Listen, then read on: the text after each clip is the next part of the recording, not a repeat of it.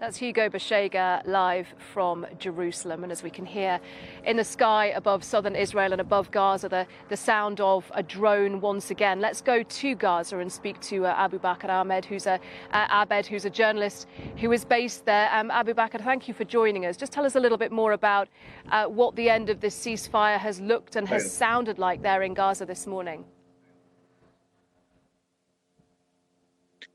So I think since the truce is over since the early morning, people have gotten up to intensive bombardment on different areas in the Gaza Strip, especially Rafah and Khan Yunis, and also in the middle area.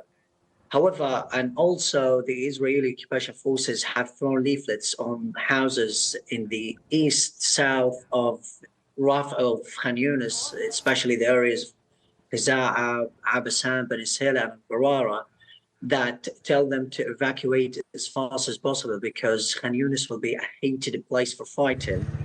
So until now, there are more than 40 people killed in different attacks on different areas in the Gaza Strip, and also many houses were demolished. Also here in Deir al-Bala, where I currently live, Al-Aqsa Martyrs Hospital has seen more than 10 killed and also tens of injuries.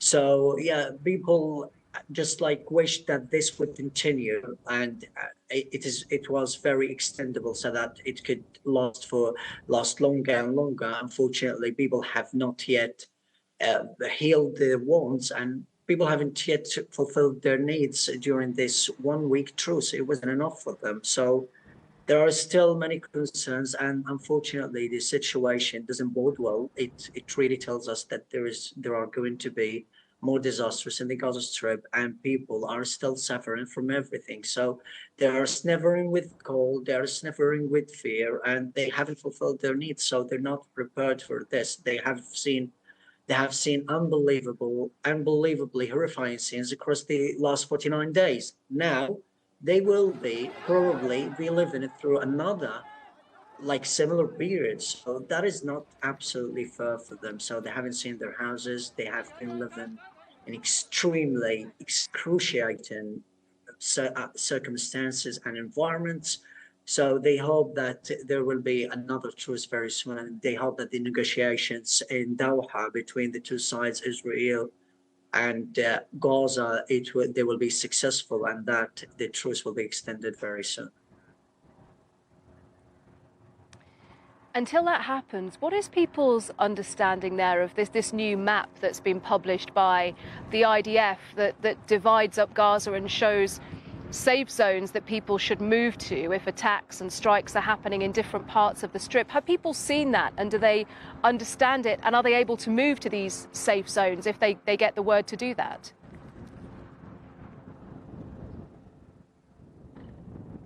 Well, I think people didn't imagine that this would happen again. They probably, imagined that this would be very temporary, that, the Israeli occupation forces would go back to the war and would resume fighting for hours until there would be successful negotiations to extend this temporary truce.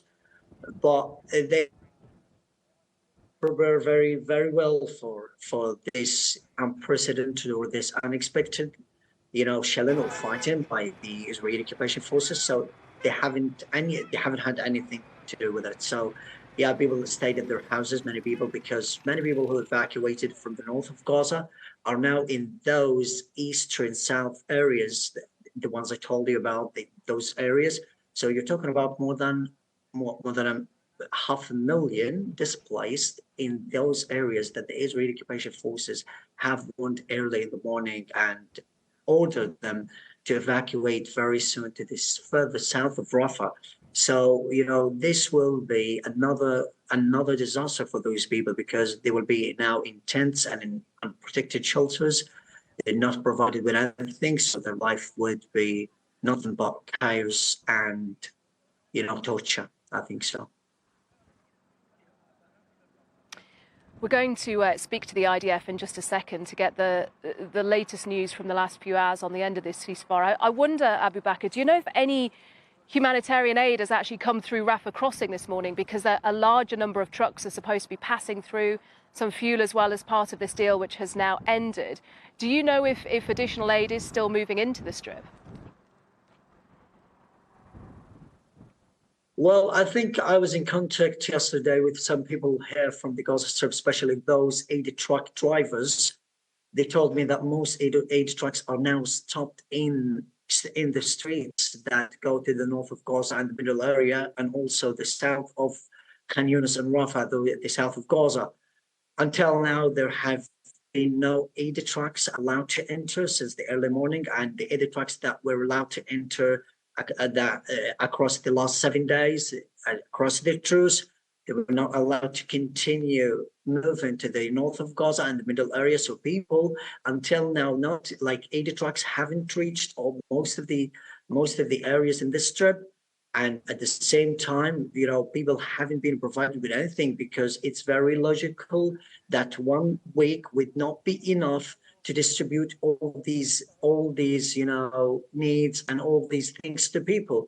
So and we have heard from local reports that officials said that aid trucks haven't reached us, we haven't received anything, and so have people. So until now, we haven't received anything, especially talking about hospitals who are still asking for more medical supplies to come in for them, and to more fuel to come for the motors, that they can run out their hospitals and can treat and accommodate, hospitalize all of those injured and wounded, especially since the early morning.